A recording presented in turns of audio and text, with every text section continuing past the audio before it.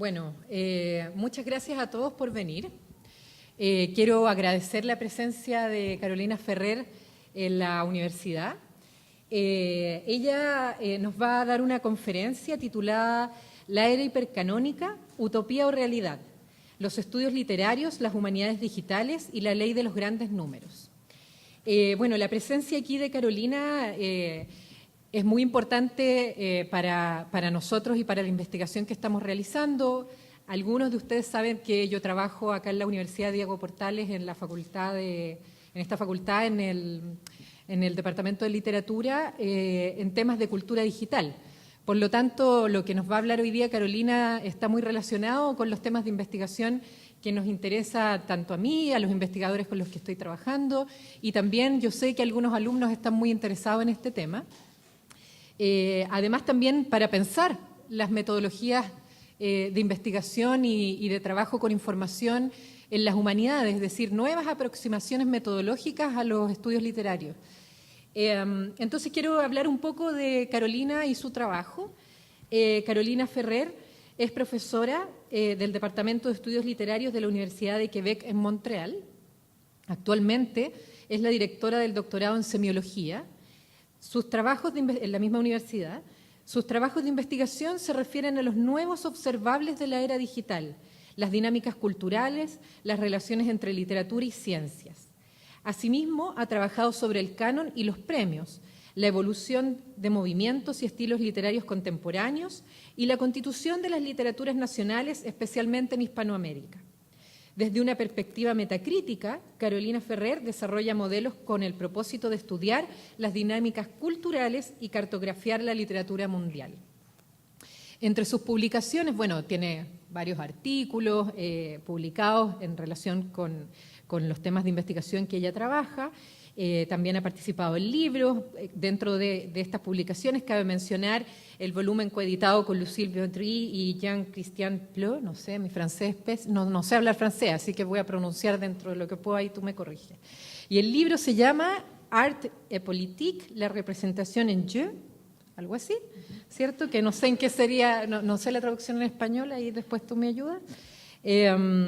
Y asimismo con Isaac Bassier coeditó Écriture de la reclusión y la antología Imaginer la violencia, Perspectives Norte-Sur. Sí, eso sí lo pude traducir. Entonces, no me quiero alargar más, quiero entonces dejarlos con la conferencia de Carolina Ferrer y le damos un aplauso de bienvenida.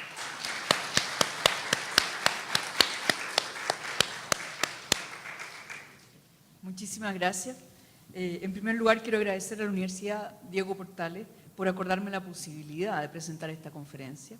Y en particular agradezco a Carolina Gainza, directora del Laboratorio de Investigación en Cultura Digital, quien demostró su interés por mis investigaciones relativas a las humanidades digitales. Por último, quiero agradecer al Conseil de Recherche en Sciences Humaines du Canada, organismo que financia mi proyecto. Entonces, sin más, vamos a la conferencia. En la Biblioteca de Babel, publicada en 1941 por el escritor argentino Jorge Luis Borges, el narrador, que es un bibliotecario, propone la existencia de un personaje único, el hombre del libro. Según una superstición, cito, en algún anaquel de algún hexágono, razonaron los hombres, debe existir un libro que sea la cifra y el compendio perfecto de todos los demás. Algún bibliotecario lo ha recorrido y es análogo a un dios. Fin de la cita. Más de 70 años después, en Uncharted Big Data as a Lens on Human Culture, Erez Aiden y Jean-Baptiste Michel imaginaron un robot capaz de leer todos los libros de todas las bibliotecas del mundo. Evidentemente, dicho robot recordaría todas las palabras leídas. Ello nos lleva, evidentemente, a plantearnos la pregunta siguiente: ¿qué podríamos aprender de semejante lectura? Según los autores, cito, podría decirse que la diferencia fundamental entre los registros culturales de hoy y los del pasado es que los datos masivos actuales existen en forma digital. como una lente óptica, ello permite transformar y manipular fehacientemente la información. Dados suficientes registros digitales y suficiente capacidad computacional, surge entonces la posibilidad de un nuevo punto de vista sobre la cultura humana, uno que tiene el potencial de contribuir asombrosamente a cómo comprendemos el mundo y nuestro lugar en él. Fin de la cita. Hasta donde sabemos, nadie ha encontrado al hombre del libro de Borges. A su vez, el robot imaginado aún no ha sido construido. Alternativamente, no los necesitamos, puesto que ya disponemos de la información esencial. De hecho, actualmente, gracias a las bases de datos digitales, podemos acceder a miles e incluso millones de referencias bibliográficas. Dichas referencias corresponden a los estudios realizados por los investigadores desde hace más de un siglo.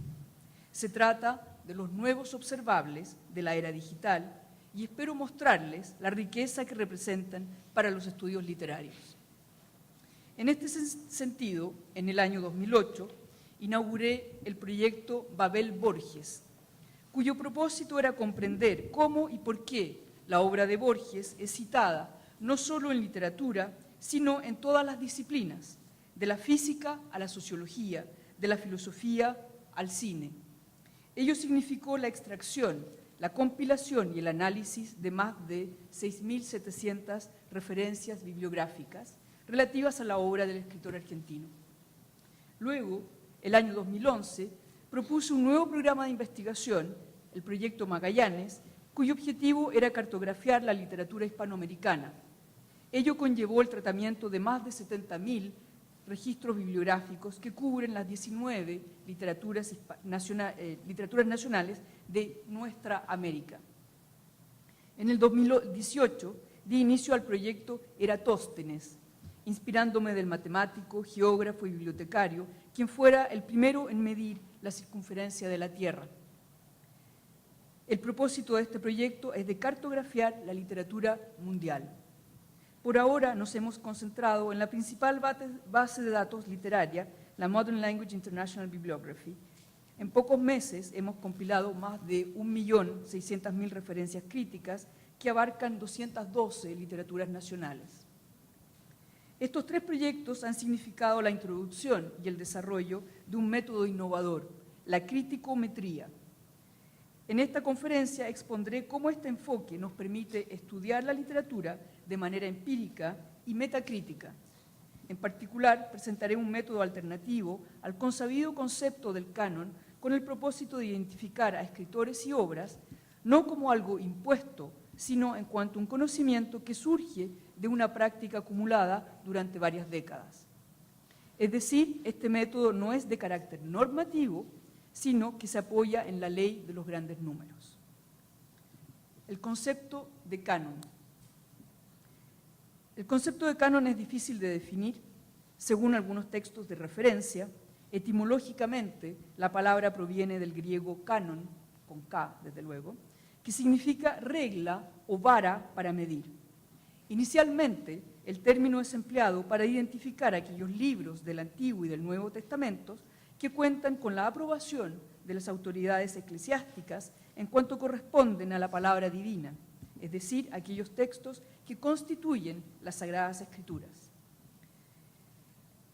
Muchísimas décadas después, en los estudios literarios se considera que la canonización de los textos literarios opera de manera análoga al proceso de constitución del canon bíblico.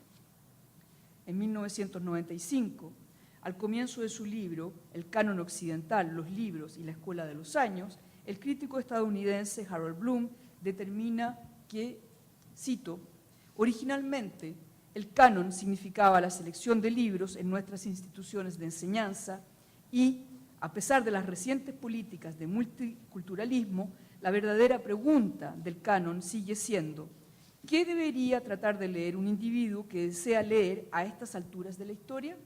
Fin de la cita. Vista así, la pregunta fundamental del canon parece simple.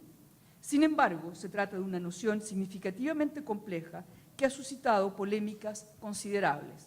Así, por ejemplo, en 1983, Critical Inquiry publica un volumen completo dedicado al concepto del canon.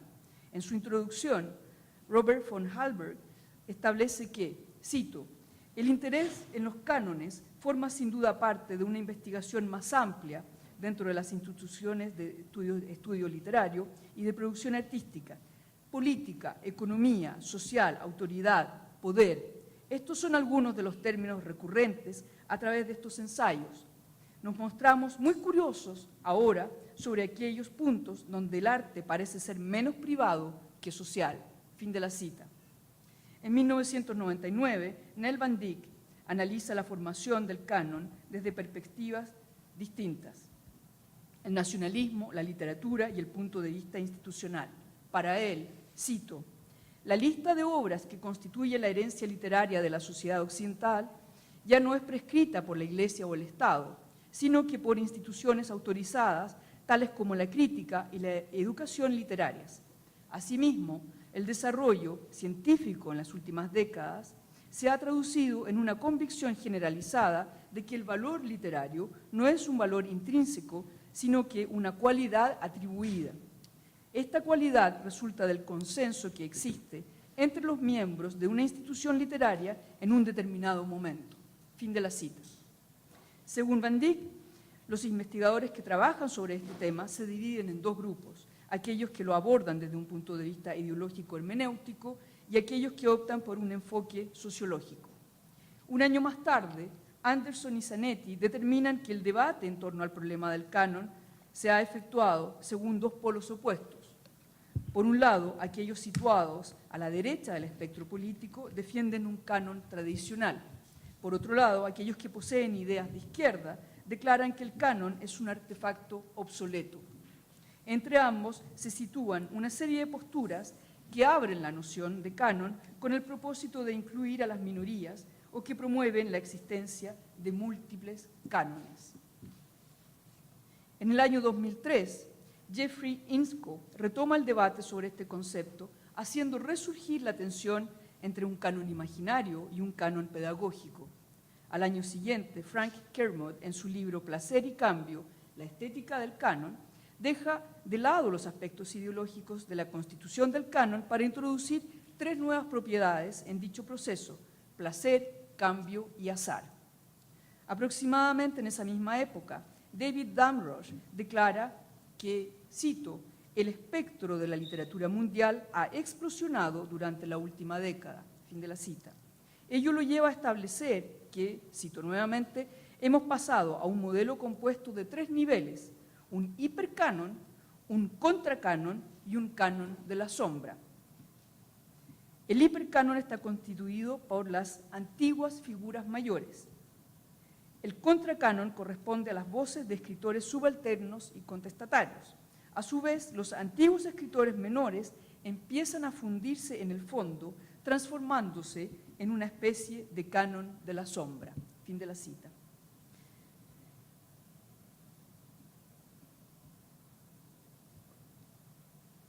Mi intención, al mencionar estos diversos estudios sobre el concepto del canon, no es continuar este debate, sino señalar que la constitución de un corpus canónico es un proceso altamente complejo y dinámico y que por lo demás suscita grandes debates. Más aún, por un lado, me propongo mostrar que dicho debate está íntimamente relacionado con la evolución de otros conceptos literarios y que se hace cada día más difícil estudiar el canon en forma aislada. Por otro lado, introduciré una metodología alternativa para identificar aquellas obras que son más frecuentemente analizadas al interior de una literatura nacional. Es decir, en vez de pretender redefinir el canon literario acompañándolo de un sinnúmero de prefijos y adjetivos, presentaré un enfoque sistémico que nos permitirá observar la incidencia de las dimensiones geopolítica y lingüística en la identificación de las figuras literarias. Trayectorias conceptuales. Prácticamente todos los especialistas estarían dispuestos a aceptar que el concepto de literatura mundial se origina en la Weltliteratur de Johann Wolfgang von Goethe alrededor de 1827. Luego, como lo afirma Chang, el término ha sido retomado y debatido, entre otros, por René Etienne, Prendergast, Apter y Damrosch. A su vez, el concepto de literatura mundial está íntimamente relacionado con el de literatura comparada, especialmente a través del concepto de Vishwa Sahitya, introducido por Tagore en 1907. Asimismo, el significado de esta ha sido establecido, criticado y reformulado múltiples veces, incluso su fin ha sido anunciado.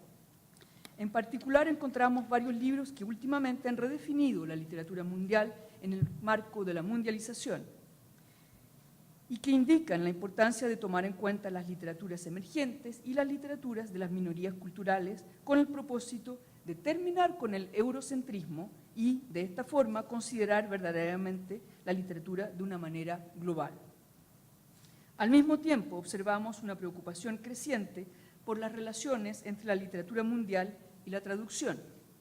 Evidentemente, todos estos conceptos se relacionan con el canon literario, tal como lo afirmamos anteriormente.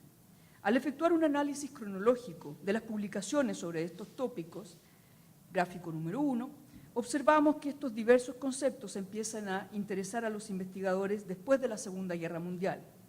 Desde la posguerra hasta los años 70, muchos estudios se refieren a la literatura comparada, mientras que el canon pasa a ser el tema predilecto de los años 80 en adelante.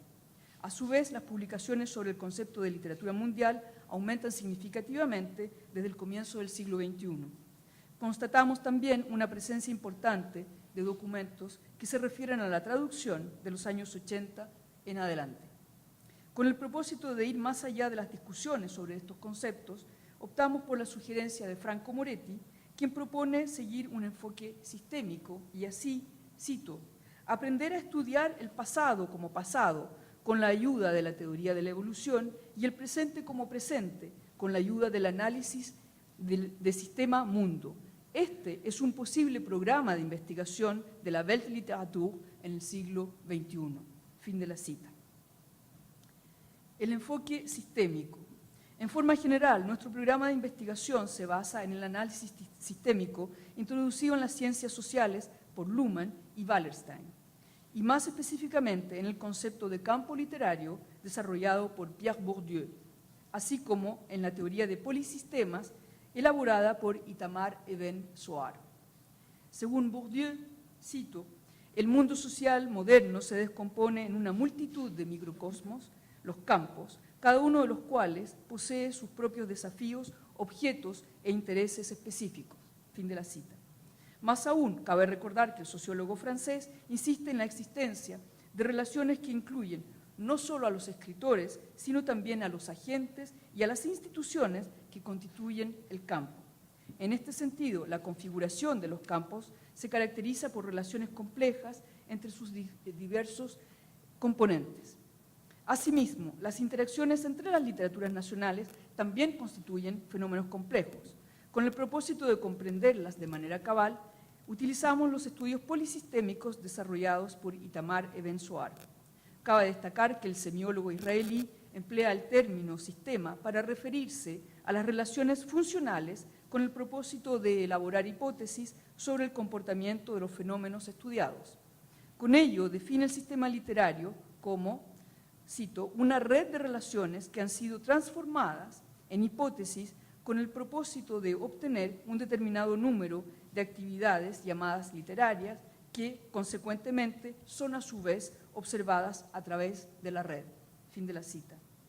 Desde esta perspectiva, y contrariamente a la mayoría de los estudios de literatura comparada, para Eben-Zohar resulta fundamental formular conjuntos de hipótesis con el propósito de despejar leyes de interferencias literarias.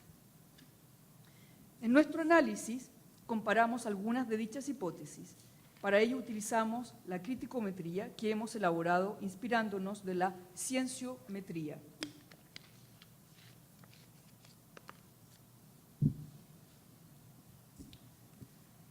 Inicialmente desarrollada por Price, la cienciometría debe su existencia a los instrumentos elaborados por Eugene Garfield, fundador del Institute for Scientific Information, conocido durante varias décadas bajo el nombre de Thomson ISI, que probablemente ustedes conocen como Web of Knowledge o Web of Science, y recientemente transformado en Clarivate.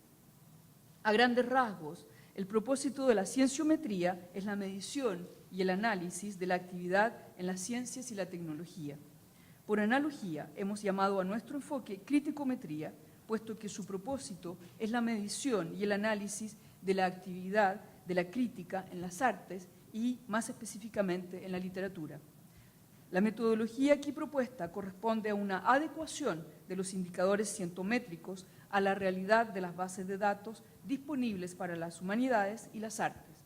Es decir, esta se basa en la explotación de los metadatos de las publicaciones críticas registradas en las bases bibliográficas. Esencialmente, existen dos categorías de indicadores cientométricos: los indicadores descriptivos y los relacionales.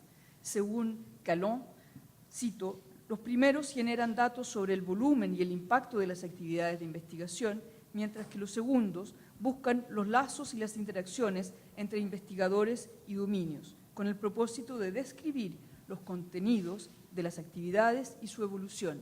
Fin de la cita. El más sencillo de los indicadores descriptivos es el número de publicaciones. Otro indicador descriptivo es el número de citaciones. Este corresponde al número de veces que un texto es citado en otra publicación. En principio, este indicador representa la calidad de una publicación. Sin embargo, este argumento ha sido sumamente debatido y finalmente es preferible considerarlo como un indicador de visibilidad. Con el propósito de remediar los defectos del indicador de citaciones, Henry Small creó el de las cocitaciones. En dicho caso, se trata de contabilizar el número de veces que dos referencias aparecen simultáneamente en una publicación. Cabe destacar, como lo señala Loet Leidersdorf, que es muy importante desagregar las diferentes dimensiones que se entrelazan en las citaciones. En lo referente a la criticometría, hemos adherido al punto de vista de Kees van Ries, para quien, cito, un factor fiable de la calidad atribuida a una obra de arte es la atención permanente e intensiva que recibe en términos de discurso, tanto oral como escrito. Fin de la cita. Continuando con nuestra analogía, constatamos que en los estudios literarios resulta esencial determinar, según el nivel de análisis, los tipos de relaciones que potencialmente se presentan en los diferentes elementos de una citación. En este sentido, en el cuadro número 2, que tenemos en pantalla, observamos varios estratos relacionales.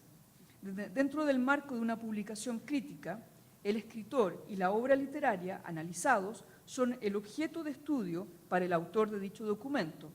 Si nos guiamos por Van Ries, tal como lo habíamos mencionado, la referencia crítica constituye un reconocimiento al escritor de parte del crítico, mientras que su texto establece una relación discursiva con la obra analizada. Con relación a los escritores que son cocitados en una publicación crítica, estos pueden relacionarse entre sí en términos de predecesor, sucesor, o bien se puede tratar de escritores contemporáneos. En todo caso, son escritores que el crítico quiere comparar en función de una temática o de un enfoque en particular. Más aún, las obras literarias cocitadas pueden simplemente ser el objeto de un análisis comparado y o relacionarse entre sí según la tipología de la transtextualidad establecida por Gérard Genette. Cabe destacar que de una u otra manera el autor desempeña un papel esencial en la identificación de las relaciones tanto entre los escritores cuanto entre las obras literarias. Específicamente en las referencias bibliográficas contenidas en las bases de datos, el autor es el crítico. De esta forma, queda de manifiesto que la criticometría es un enfoque metacrítico, puesto que se fundamenta en el conjunto de las publicaciones registradas en las bases de datos bibliográficas. Gracias a la minería de datos y la compilación de las referencias, la criticometría permite observar y analizar los metadatos. En esta investigación utilizaremos las técnicas de las palabras clave, desarrollada por Calon esencialmente, ¿no es cierto?, y de minería de datos o data mining. Todo ello con el propósito de obtener las referencias que corresponden a las 212 literaturas nacionales que componen la literatura mundial actual. Para ello interrogamos la base de datos más importante en estudios literarios, la Modern Language Association International Bibliography, que de ahora en adelante llamaré MLAIB para ser más corto. Esta base contiene aproximadamente 2,8 millones de referencias y cubre más de 150 años de publicaciones realizadas por la comunidad académica internacional.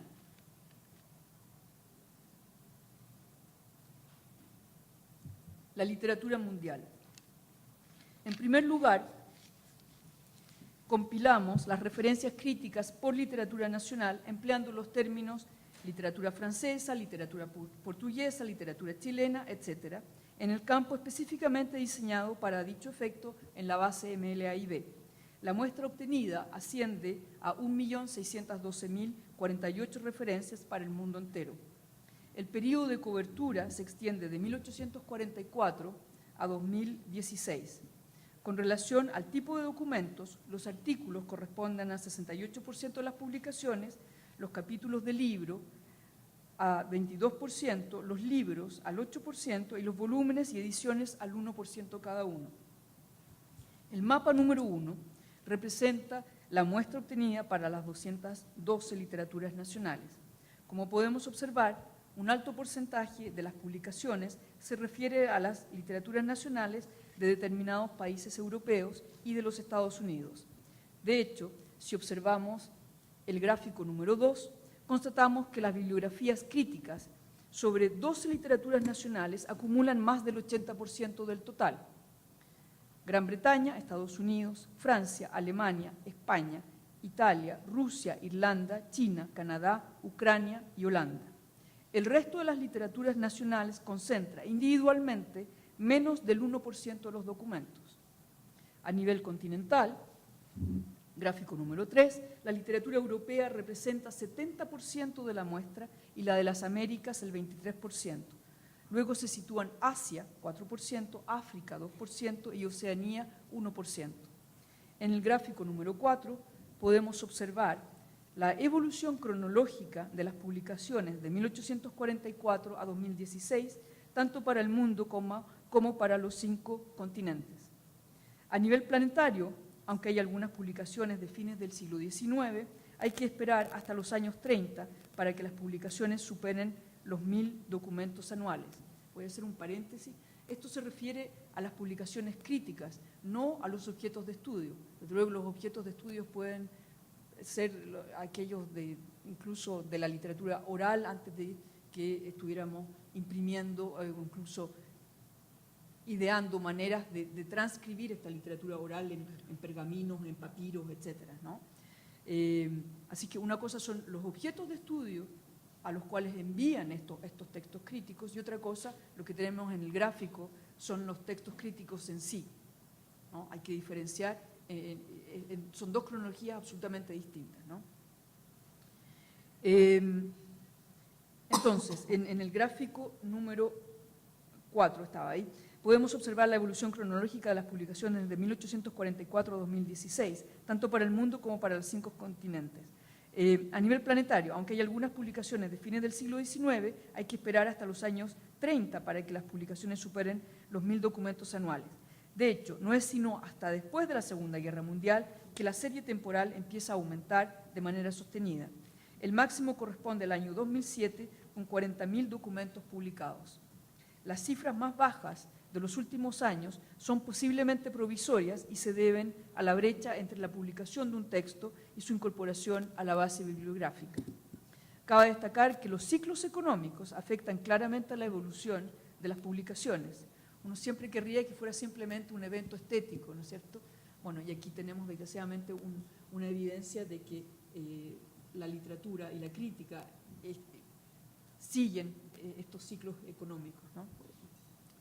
Entonces, constatamos una leve disminución a comienzos de los años 70, que corresponde a la crisis del petróleo, una caída prolongada durante la primera mitad de los 80 relacionada con la depresión económica de dicha época y una disminución desde el año 2008 relacionada con la última crisis financiera.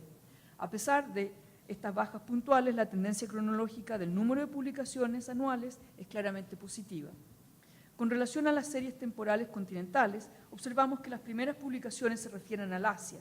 Sin embargo, resulta indudable que la serie de la crítica sobre la literatura europea precede todas las demás, con más de 100 publicaciones anuales desde el comienzo del siglo XX. De hecho, la literatura europea es prácticamente el único objeto de estudio hasta fines de la Segunda Guerra Mundial. El número máximo de publicaciones es alcanzado el año 2007, con un volumen de casi 25.000 documentos.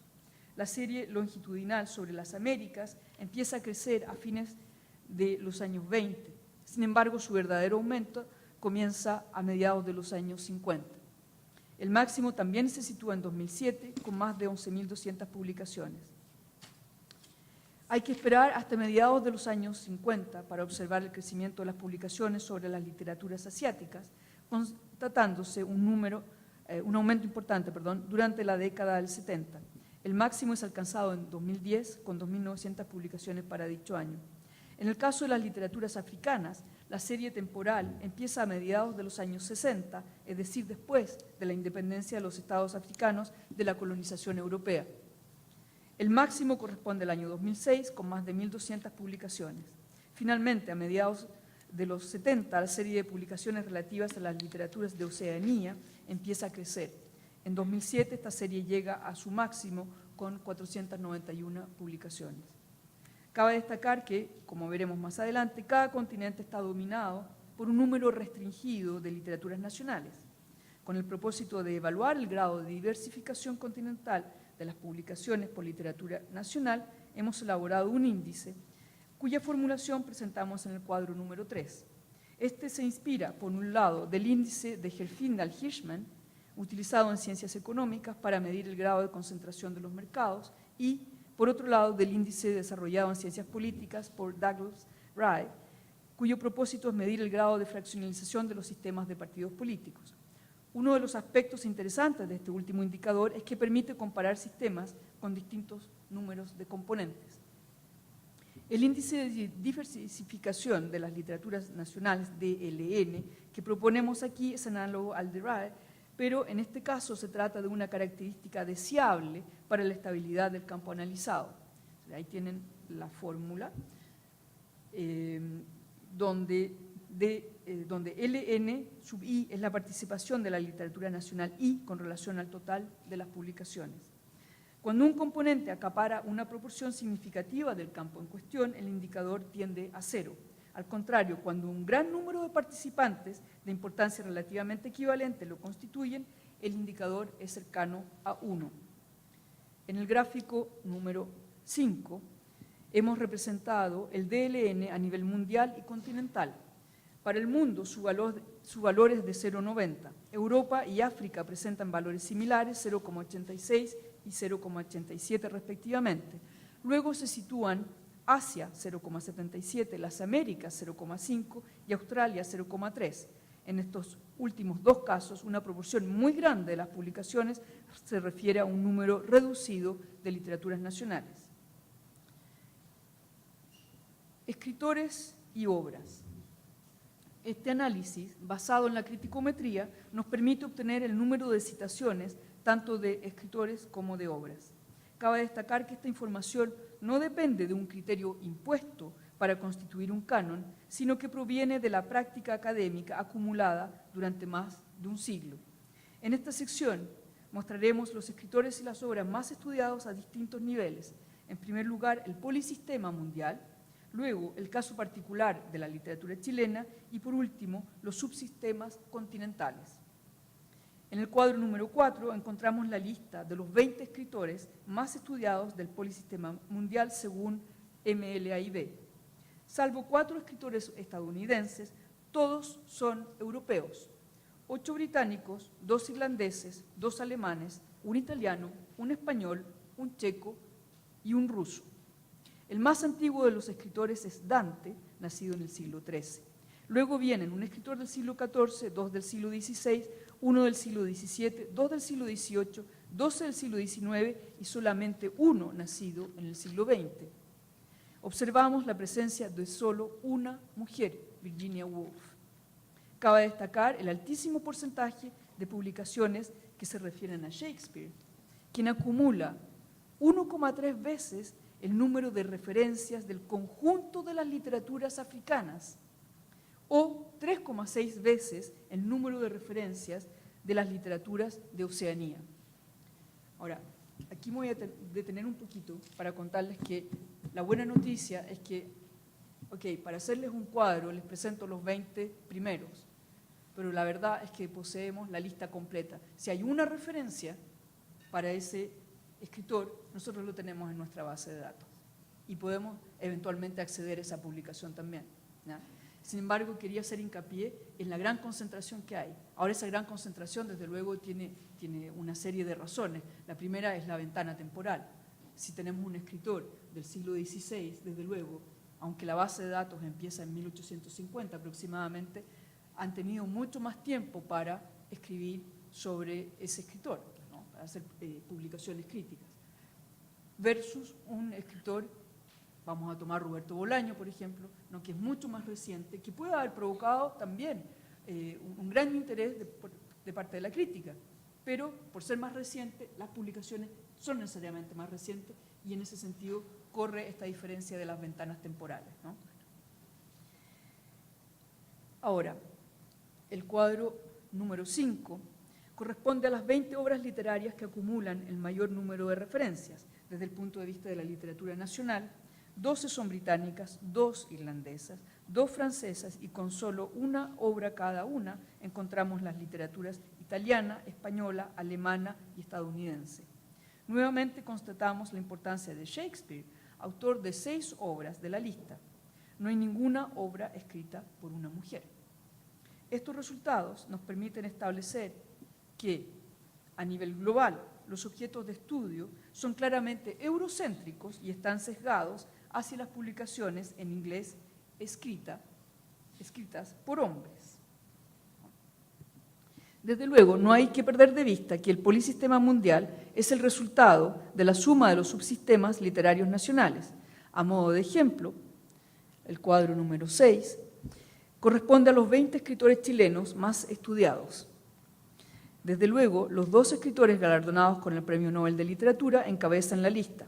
Apreciamos también que la literatura chilena es relativamente joven, por cuanto el 25% de los escritores nació en el siglo XIX y todos los demás en el siglo XX. Vemos la diferencia con el mundo, ¿no es cierto? Constatamos también la presencia de 4 mujeres. En el cuadro número 7 presentamos las 20 obras más estudiadas de la literatura chilena. Nuevamente observamos la juventud de nuestra literatura nacional, puesto que 17 títulos fueron publicados en el siglo XX y 3 obras en el siglo XXI. Se destacan José Donoso y Roberto Bolaño, cada uno con 4 obras en esta lista. Asimismo, hay 7 novelas de escritoras. Evidentemente, disponemos de esta información para cada una de las 212 literaturas nacionales que constituyen el polisistema mundial. Ahora bien, una manera de ir más allá del eurocentrismo que constatamos a nivel mundial es compilar la información para cada subsistema continental. En el caso del subsistema europeo, gráfico número 6, las literaturas nacionales de 12 países concentran el 91% de las publicaciones continentales. Gran Bretaña, Francia, Alemania, España, Italia, Rusia, Irlanda, Ucrania, Holanda, Rumania, Polonia y Portugal. En el cuadro número 8 corresponde a los 20 escritores europeos más citados. Observamos que la fecha de nacimiento de los escritores se extiende del siglo XIII al XX. Con relación a la literatura nacional correspondiente a cada escritor, hay 9 británicos, 3 alemanes, 2 irlandeses, 2 rusos, un italiano, un español, un checo y un francés. 2 escritoras pertenecen a este selecto grupo. En cuanto a las obras más estudiadas, cuadro número 9, estas cubren del siglo XIII al XX e incluyen textos pertenecientes a diversas literaturas nacionales, 13 británicos, 2 irlandeses, 2 franceses, un alemán, un italiano y un español. Nuevamente no aparece ninguna escritora en la lista. Estamos haciendo un trabajo para identificar a las escritoras, ¿ya?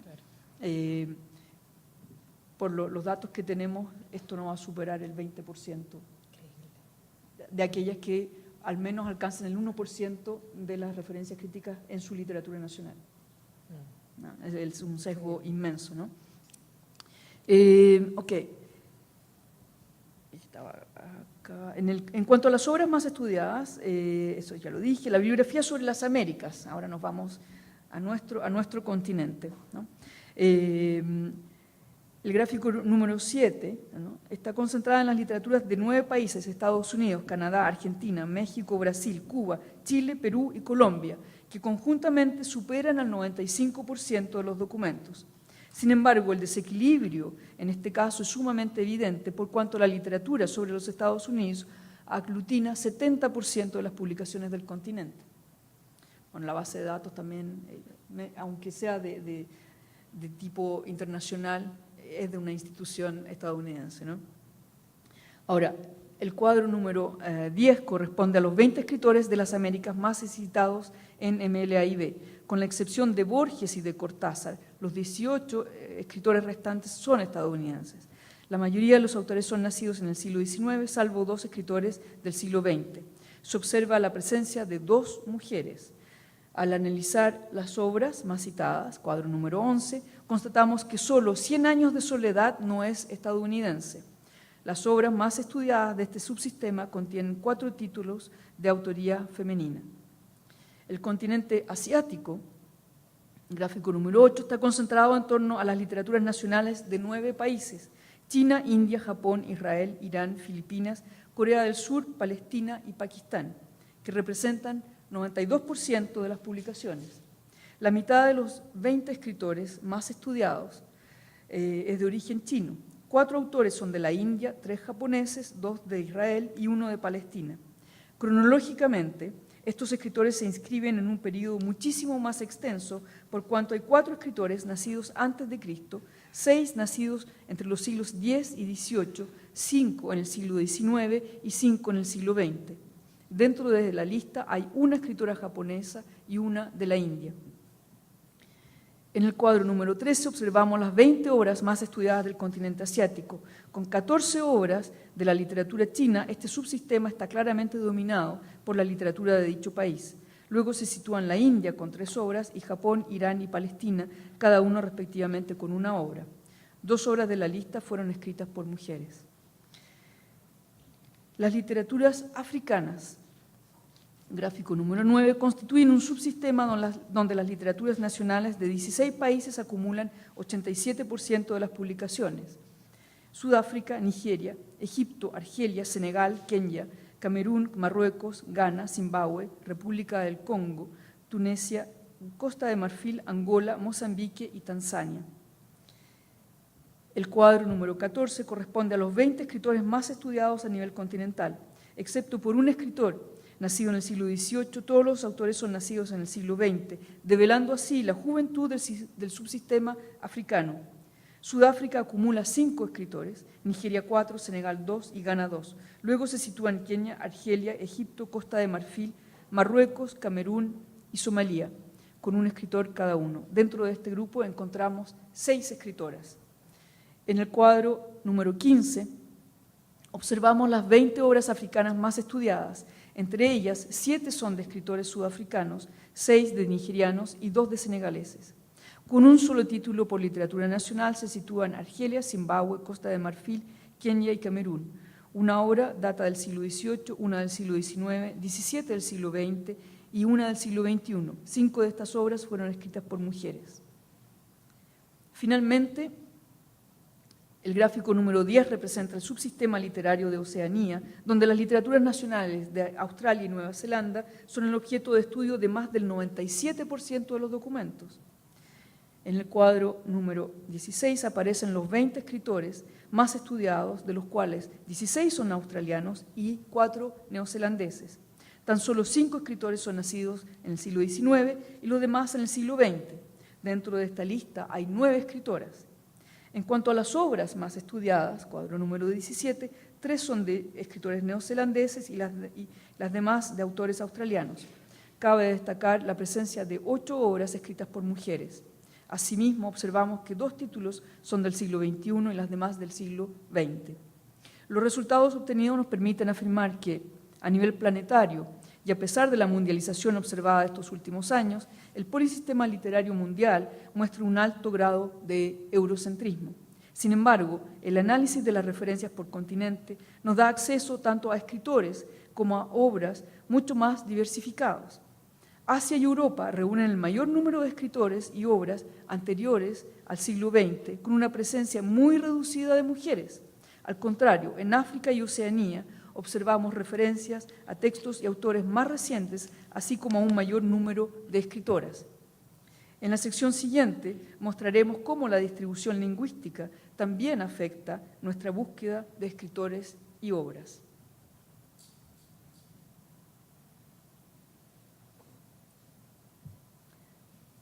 Al observar la distribución de las referencias por idioma de publicación, gráfico número 11, constatamos que el inglés corresponde al 56% de la muestra, el francés al 10%, el alemán y el castellano al 8% cada uno, el italiano al 4%, el ruso al 3% y el portugués, el chino y el ucraniano al 1% cada uno.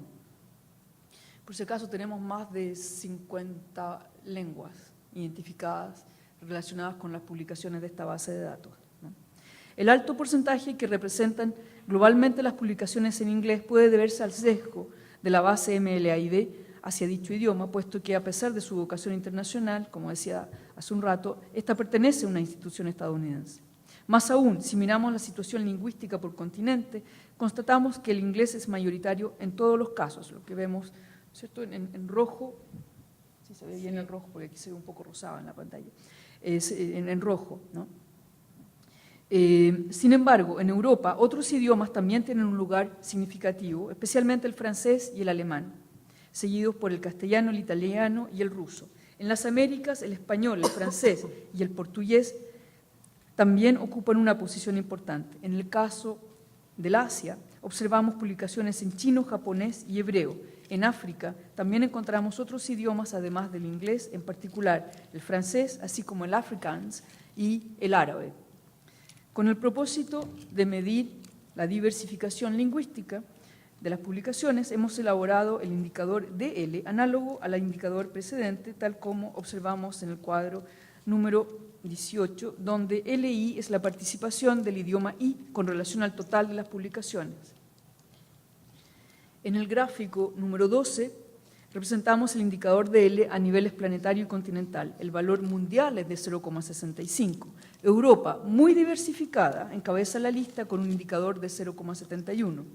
De este modo, el viejo continente muestra una diversificación lingüística mayor que los otros continentes. Luego vienen Asia con un DL de 0,58, África con un DL de 0,5 y las Américas, poco diversificadas, con un DL de 0,43. Con una concentración lingüística aún mayor, Oceanía tiene un indicador de solo 0,06.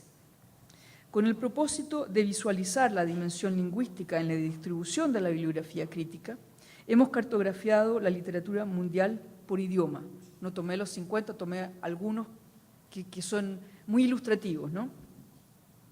El mapa número 2 corresponde a la bibliografía crítica en inglés. Se observa claramente la importancia de dicho idioma en las publicaciones que se refieren a las literaturas nacionales de Gran Bretaña, Irlanda, Estados Unidos, Canadá, parte del continente africano, la India, el sudeste asiático y Oceanía. El mapa, a mí me gusta mucho cuando uno cambia de mapa aquí, ¿eh? El mapa número 3 representa las publicaciones en francés. Este idioma prevalece en Francia, Bélgica, Suiza y algunos países africanos. Asimismo, a un nivel un poco menor, constatamos su presencia en Canadá y en algunas literaturas del sudeste asiático. El mapa número 4 representa la bibliografía crítica publicada en ruso. En este caso se demarcan claramente las literaturas rusas de Europa Central y de algunos de los países del Báltico. A un nivel mucho más leve, vemos también publicaciones sobre las literaturas de Europa Occidental. Por último, el mapa número 5 corresponde a la bibliografía crítica en castellano. Aquí se observan nítidamente las literaturas nacionales de España, de Hispanoamérica, y un pequeño punto que se ve en África, no sé si lo alcanzan a ver, corresponde a Guinea Ecuatorial, ¿no? El cuadro número 19 corresponde a la lista de los 20 escritores que son el objeto de estudio del mayor número de publicaciones en castellano. Obviamente podría haber tomado cada uno de los idiomas, ¿no es cierto?, y haber hecho nuevamente cuadros con los distintos escritores y obras, ¿no? Aquí solamente presento aquel que corresponde a las publicaciones en castellano. Entonces, en este cuadro encontramos 11 españoles, 2 argentinos, 2 mexicanos y con una sola referencia Colombia, Nicaragua, Cuba, Chile y Perú. Y hay una sola escritora, Juana Inés de la Cruz, ¿no? En el cuadro número 20 observamos las 20 obras más estudiadas del siglo XX en castellano. Nuevamente están representadas las literaturas nacionales de España, perdón, no del siglo XX, nada que ver el siglo XX aquí, de todos los tiempos, digamos, pero en esta base de datos, ¿no? Nuevamente están representadas las literaturas nacionales de España, 12 textos, Argentina y Perú, 2 obras respectivamente y con solo un título cada una, Colombia, México, Cuba y Paraguay. Conclusiones provisorias, puesto que estamos recién comenzando este proyecto, que se extiende sobre 5 años y llevamos solo algunos meses. Entonces, por ahora, ¿qué es lo que podemos decir? A nuestro parecer, estos indicadores y mapas nos permiten visualizar cómo las diferentes dimensiones utilizadas para identificar los escritores y las obras que han sido el objeto de estudio del mayor número de publicaciones afectan fundamentalmente los resultados obtenidos. En particular, hemos constatado que la mejor manera de sobrepasar el eurocentrismo que caracteriza la literatura mundial es interrogar la base de datos por continente. Asimismo, si seleccionamos determinados idiomas de publicación, podemos acceder a listas de escritores y obras provenientes de todas las latitudes. Por lo demás, estos resultados nos permiten corroborar las afirmaciones de Itamar Ebensoar relativas a la interferencia literaria. En particular, constatamos que tanto en África como en las Américas y Oceanía, los principales idiomas de publicación son los de los antiguos colonizadores y que prácticamente no hay ninguna huella de las culturas previas a la colonización europea. Con relación al canon, nos parece mucho más pertinente basarnos en los análisis acumulados para identificar a los escritores y las obras más estudiados. Por lo demás, ello nos evita determinar a priori cuáles son los criterios de constitución del canon. Esperamos que este análisis haya sido una ilustración de la pertinencia de incorporar métodos cuantitativos, metacríticos, para aprovechar la riqueza que representan los datos masivos de la era digital y, de este modo, hacer avanzar los estudios literarios, complementándolos con los enfoques tradicionales. Y por último, les dejo ahí 2 direcciones donde pueden encontrar algunas de las publicaciones que hemos hecho con relación a estos proyectos. Y les agradezco muchísimo su presencia y su atención.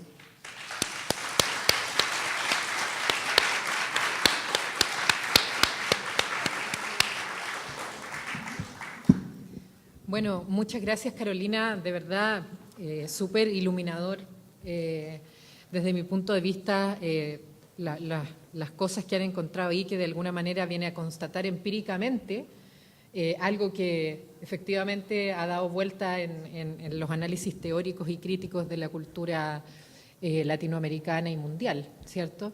Yo tengo un montón de preguntas, aquí pueden ver todas mis anotaciones, pero quiero darle la oportunidad, quiero que en realidad participen ustedes que vinieron acá y que levanten la mano si es que alguien tiene alguna pregunta para Carolina, que quiera partir, qué les generó. Hay muchos estudiantes aquí que pueden tener alguna pregunta. ¿Sí? Te voy a pasar, a ver, ¿se puede sacar esto? ¿Sí? Es que es como se está grabando, de repente es mejor hacerlo con micrófono. Aló. Una pregunta, esto de los proyectos Babel Borges, Magallanes y Erastóstenes, ¿los 3 son complementarios? Eso no entendían, ¿son los 3 de la misma rama, del mismo...? No son exactamente del mismo orden. El primer proyecto fue sobre Borges, el Babel Borges, y ese proyecto es el que en el fondo me permitió ver si era posible adaptar los distintos conceptos y métodos relacionados con la cienciometría para las bases de datos en literatura. Porque la verdad es que la gente que trabaja en cienciometría considera que los estudios literarios, por su epistemología, no pueden ser abordados desde ese punto de vista, desde la cienciometría.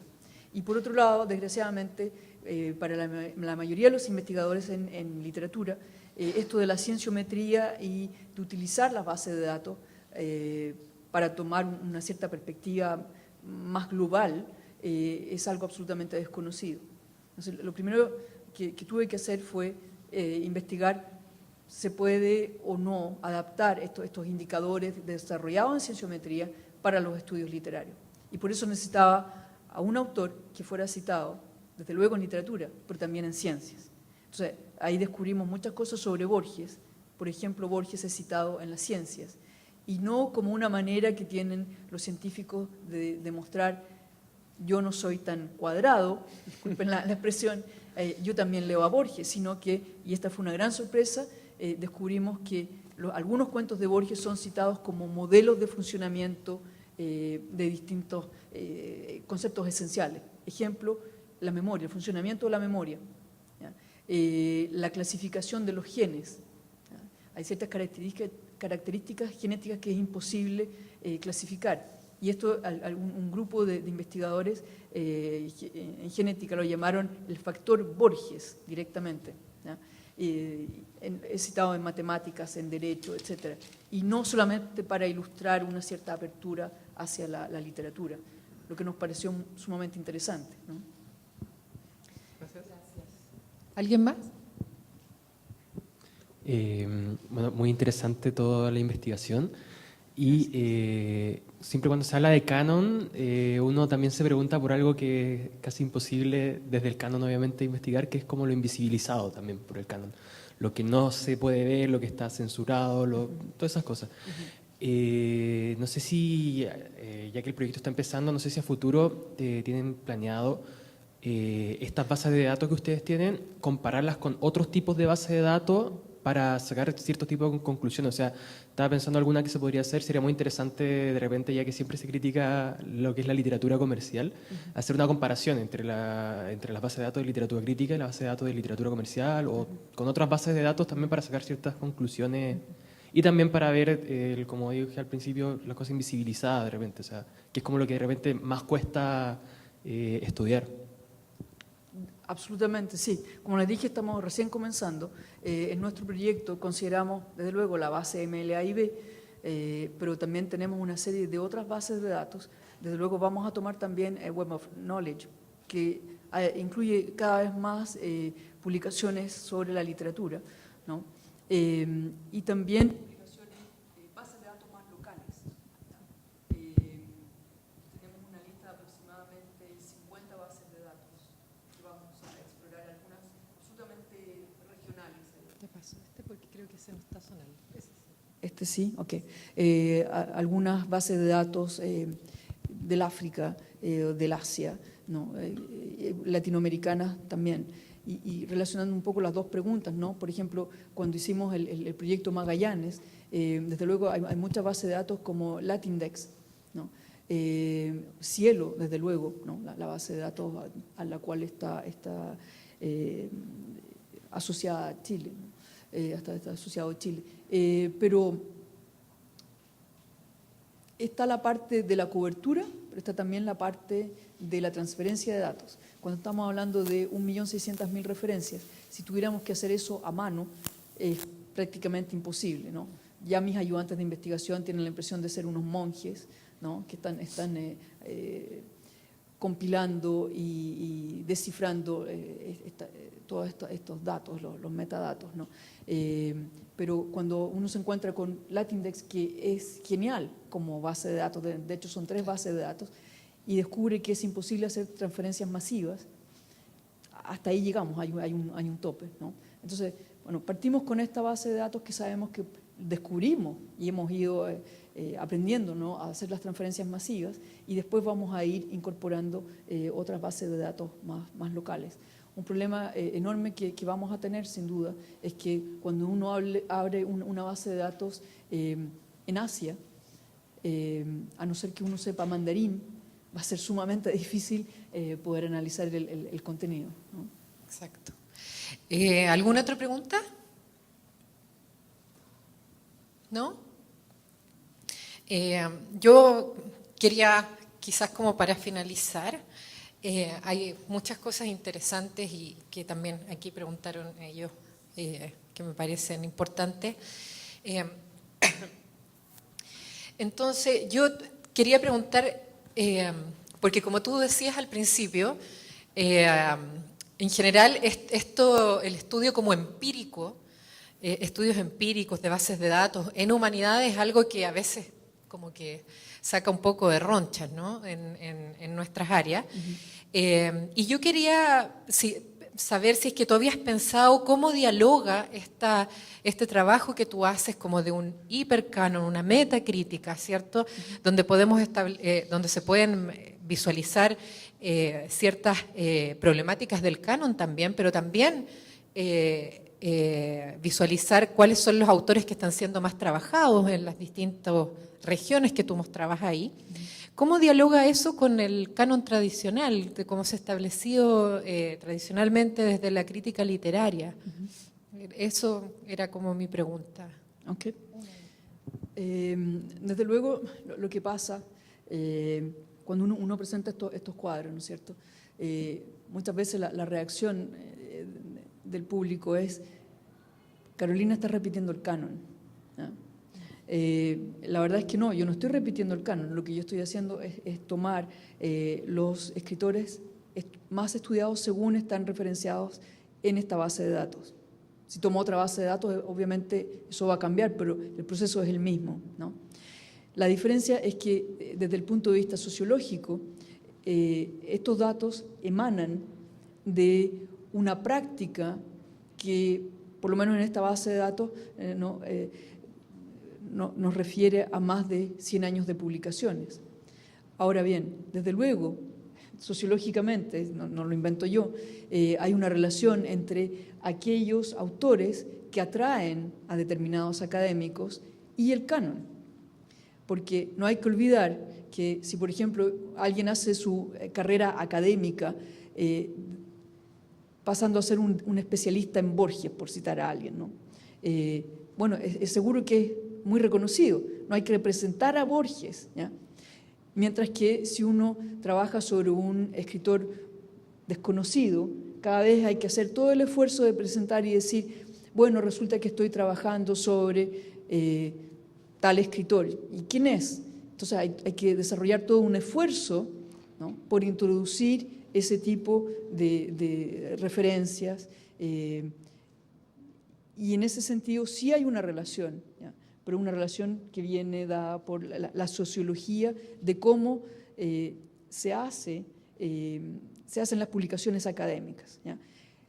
La gran diferencia es que el canon como tal es el resultado de ciertos criterios preexistentes, ¿no? Alguien decide, Harold Bloom decide, este es el canon occidental, ¿no? Y ahí estamos con el librito de 1995 que todavía seguimos citando y consultando, y ahí vemos una lista muy reducida de escritores, ¿ya? Cuando yo doy un curso frecuentemente de literatura extranjera, en Quebec, literatura extranjera, donde les muestro algunas de las páginas del libro de Bloom, y les muestro que en Canadá hay, no sé, 15 escritores, ¿ya? Se quedan atónitos, ¿ya? Hay una subrepresentación desde luego del Canadá francófono, subrepresentación de los escritores que pertenecen a las primeras naciones, ¿no? Si tomamos Hispanoamérica, igual vamos a ver una lista sumamente reducida. El canon no puede ser eso, ¿no? Por ejemplo, no hay ninguna mujer hispanoamericana en la lista de Bloom, ¿no? La lista de escritores del África debe ser un cuarto de página con suerte. Entonces, cuando uno perpetúa esos criterios, al decir este es el canon literario, obviamente, inconscientemente o conscientemente, está siguiendo los criterios que diseñó Harold Bloom. ¿Ya? Y ese es un problema.